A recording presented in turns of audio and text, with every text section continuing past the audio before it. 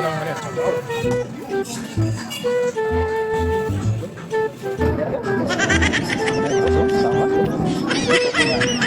Inihaw na, sinubukan pa niya. Kasi natin itong sabaw niya, lalo na rin dito sa kanin.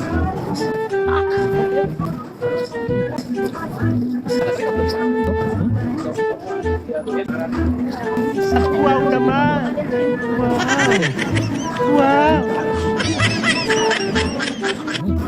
Inihaw na ito kung sinubukan pa at nilagyan pa ng sili. Bak, kapangalot.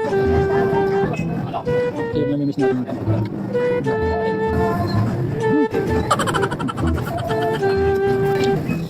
Sarap naman yung pagkakita ng himang at yung ulam.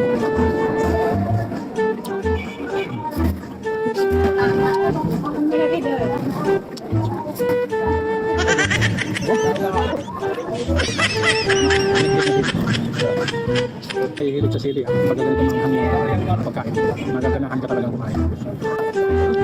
Sa mga nagtatanong kung isang area to, kung saan kayo makakain ng dito na inihaw na sinagawan na dinatala, ay rin na sa mga kapatid natin,